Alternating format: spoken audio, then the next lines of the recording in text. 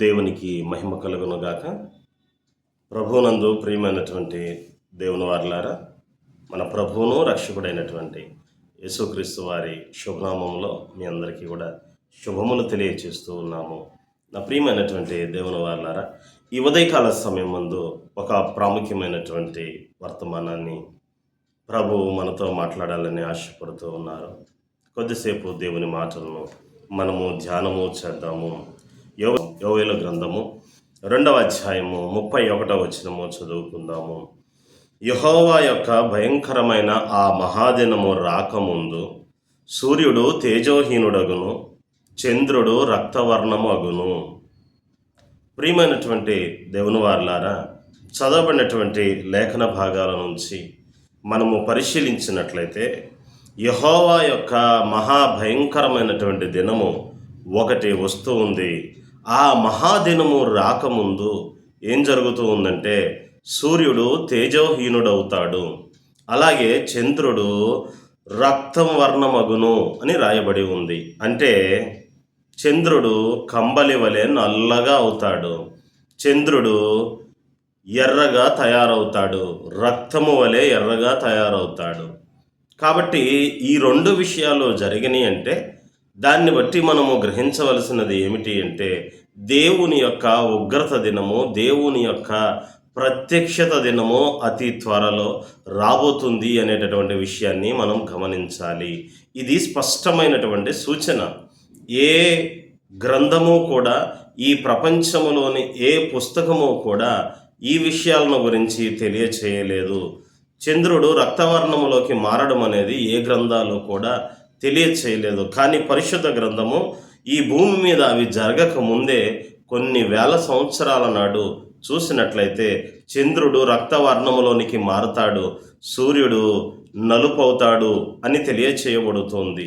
దీనిని బట్టి దేవుని రాకడ అతి సమీపముగా ఉంది అనే విషయాన్ని తెలుసుకోవాలని ఒక స్పష్టమైనటువంటి సూచన, హెచ్చరికను దేవుడు తెలియచేస్తూ ఉన్నారు. అంటే చంద్రుడు రక్తవర్ణంలోనికి మారితే, అలాగే సూర్యుడు నలుపుగా మారితే మనము గ్రహించవలసినది ఏమిటి అంటే దేవుని రాకడ అతి సమీపముగా ఉంది అని తెలుసుకోవాలి అని ప్రభువారు ముందుగానే ఒక హెచ్చరికను మనందరికీ కూడా తెలియచేస్తూ ఉన్నారు. నా ప్రియమైనటువంటి వాళ్ళారా, అయితే ఇటీవల కాలంలో సెప్టెంబర్ 7వ తారీఖు 2025వ సంవత్సరములో ఒక బ్లడ్ మూన్ వచ్చినట్లుగా మనం చూడగలుగుతూ ఉన్నాం. అంటే చంద్రుడు రక్తవర్ణంలోనికి మారాడు. దీనికి ముందు కూడా కొన్ని సంవత్సరాల నుంచి చంద్రుడు రక్తవర్ణంలోనికి మారుతూ వస్తూ ఉన్నాడు. ఇంతకు ముందు ఎప్పుడూ కూడా ఎలాంటివి సంభవించలేదు. కానీ ఇటీవల కాలంలో చూసినట్లయితే చంద్రుడు రక్తవర్ణంలోనికి మారుతూ ఉన్నాడు. దీన్నే బ్లడ్ మూన్ అని చెప్పి అంటారు. బ్లడ్ మూన్స్ అనేవి ఇటీవల కాలంలో తరచుగా సంభవిస్తూ ఉన్నాయి. ఈ యొక్క బ్లడ్ మూన్ ఇటీవల కాలంలో సంభవించినది సెప్టెంబర్ 7వ తారీఖు 2025వ సంవత్సరము. మరలా తర్వాత రాబోయేటటువంటి బ్లడ్ మూన్ మార్చి 3, 2026వ సంవత్సరంలో రాబోతుంది. నా ప్రియమైనటువంటి దేవుని వారలారా, దేవుని రాకడకు ముందు, దేవుని ఉగ్రత దినానికి ముందుగా ఏం సంభవిస్తుందంటే చంద్రుడు రక్తవర్ణంలోనికి మారతాడు అని రాయబడింది. కాబట్టి చంద్రుడు మాటిమాటికి తరచుగా రక్తవర్ణంలోనికి మారుతూ ఉన్నాడు అంటే దాని అర్థము ప్రభువు రాకడ అతి సమీపముగా ఉంది అనేటటువంటి విషయాన్ని మనము గ్రహించాలి. అలాగే చూసినట్లయితే సూర్యుడు చూసినట్లయితే కంబలి వలె నల్లగా అవుతాడు అని రాయబడి ఉంది. సూర్యుడు తేజోహీనుడవుతాడు అని రాయబడింది. నా ప్రియమైనటువంటి దేవుని వారలారా, ఇటీవల కాలంలో చూసినట్లయితే సంపూర్ణ సూర్యగ్రహణము వచ్చి సూర్యుడు పూర్తిగా తేజోహీనుడైనటువంటి సందర్భము ఒక ప్రాంతములో జరిగింది. ప్రపంచంలో ఉన్నటువంటి చాలామంది ఈ యొక్క సోలార్ ఎక్లిప్స్, సంపూర్ణ సూర్యగ్రహణాన్ని చూశారు. అది ఏప్రిల్ 8, 2024వ సంవత్సరంలో జరిగింది. నా ప్రియమైనటువంటి దేవుని వారలారా, సూర్యుడు తేజోహీనుడయ్యాడు, చంద్రుడు రక్తవర్ణంగా మారాడు. బ్లడ్ మూన్స్ వచ్చినాయి ఇవన్నీ సంభవించినవి అంటే కారణం ఏమిటంటే దేవుని రాకడ అతి సమీపముగా ఉంది, దేవుని యొక్క ఉగ్రత దినము అతి త్వరగా ఉంది అనే విషయాన్ని పరిశుద్ధ గ్రంథము తెలియచేస్తూ ఉంది. అయితే ఇక్కడ ఈ వచనాలను గురించి మనం ఎందుకు చెప్పుకుంటూ ఉన్నాము అంటే, ఒకటి దేవుని రాకడ గురించినటువంటి హెచ్చరికను తెలియచేయటం, రెండవదిగా చూసినట్లయితే ఇదే వచనాన్ని మరొక సందర్భంలో మరొక చోట అపోస్తలులు వారు తెలియచేసినట్లుగా మనం చూడగలుగుతూ ఉన్నాం. అపోస్తల కార్యములు 2వ అధ్యాయము 20వ వచనములో ఇలాగ రాయబడింది, ప్రభువు ప్రత్యక్షమగు ఆ మహాదినము రాకమునుపు సూర్యుడు చీకటిగాను చంద్రుడు రక్తముగాను మారుదురు అని రాయబడి ఉంది. నా ప్రియమైనటువంటి దేవుని వారలారా గమనించండి, యోవేలు 2వ అధ్యాయము 31వ వచనములో చదువుకున్నటువంటి వచనము, అలాగే అపోస్తల కార్యము 2వ అధ్యాయము 20వ వచనంలో చెప్పబడినటువంటి వచనము, 2 వచనాలు కూడా ఒక్కటే. అయితే అక్కడ సూర్యుడు తేజోహీనుడవుతాడని రాయబడింది. కొత్త నిబంధనలో ఇదే వచనము సూర్యుడు చీకటిగా మారతాడు అని రాయబడింది. పాత నిబంధన పుస్తకంలో యోవేలు గ్రంథములో చంద్రుడు గురించి రాసినప్పుడు చంద్రుడు రక్తవర్ణం అగును అని రాయబడింది. క్రొత్త నిబంధన పుస్తకంలో అదే వచనమును చంద్రుడు రక్తముగా మారును అని రాయబడింది. అంటే సూర్యుడు అక్కడ తేజోహీనుడవుతాడు అని రాయబడింది, ఇక్కడ చూసినట్లయితే చీకటిగా మారతాడు అని రాయబడింది. అలాగే చంద్రుడు రక్తవర్ణం అవుతాడని పాత నిబంధనలో తెలియచేశారు. క్రొత్త నిబంధనలో చూసినట్లయితే చంద్రుడు రక్తముగా మారును అని రాయబడి ఉంది. అంటే రెండు కూడా ఒకటే.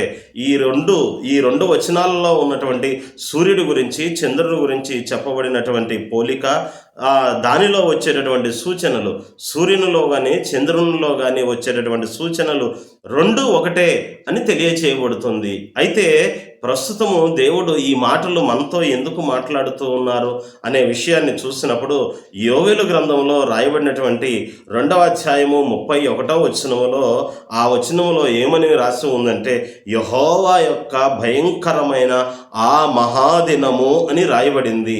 అదే క్రొత్త నిబంధనలో వచ్చేటప్పటికీ అపోస్తల కార్యములు 2వ అధ్యాయము 20వ వచనములో ఇక్కడ యెహోవా యొక్క మహాభయంకరమైన దినము అని రాయలేదు, కానీ ప్రభువు ప్రత్యక్షమగు మహాదినము అని రాయబడి ఉంది. అంటే దీనిని బట్టి మనం అర్థం చేసుకోవాల్సినది ఏమిటి అంటే, అక్కడ దేవుడైనటువంటి యెహోవా యొక్క మహాదినము అని ఏదైతే చెప్పబడిందో క్రొత్త నిబంధన పుస్తకంలో ఏమని తెలియచేయబడి ఉందంటే, ప్రభువు యొక్క మహాదినము అని తెలియచేయబడుతుంది. అంటే ప్రభువు దేవుడే ప్రభువు, యెహోవాయే ప్రభు అనేటటువంటి విషయాన్ని మనము అర్థం చేసుకోవాలి. అందుకే అపోస్తల కార్యంలో మరొక చోట ఏమని తెలియచేయబడి ఉందంటే, యేసుక్రీస్తు అందరికీ ప్రభువు అని తెలియచేయబడుతూ ఉంది.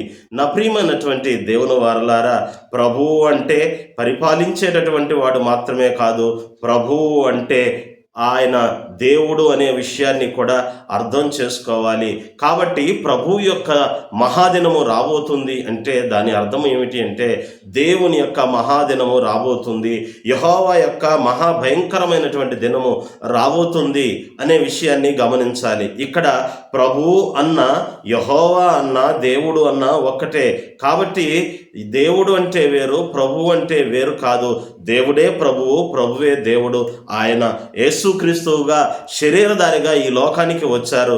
కాబట్టి యెహోవాయే దేవుడు అనేటటువంటి విషయాన్ని అర్థం చేసుకోవాలని చెప్పేసి పరిశుద్ధాత్మ దేవుడు మనందరికీ కూడా తెలియచేస్తూ ఉన్నారు. అదే రీతిగా చూసినట్లయితే మరొక 2 వచనాలను మీకు జ్ఞాపకము చేస్తాను. అపోస్తలుడైనటువంటి పౌలు గారు కొరింథీయులకు రాసినటువంటి మొదటి పత్రిక 1వ అధ్యాయము 7వ వచనాన్ని గమనించినట్లయితే ఒక చక్కని మాటను కూడా మనం గమనిస్తాము. గనుక ఏ కృపావరమునందును లోపము లేక మీరు మన ప్రభువైన యేసుక్రీస్తు ప్రత్యక్షత కొరకు ఎదురు చూస్తున్నారు అని రాయబడి ఉంది. కాబట్టి ఇక్కడ ప్రత్యక్షమయ్యేటటువంటి ప్రభు ఎవరు? యేసుక్రీస్తు ప్రత్యక్షమవుతారు అని అపోస్తలుడైనటువంటి పౌలు చెప్తూ ఉన్నారు.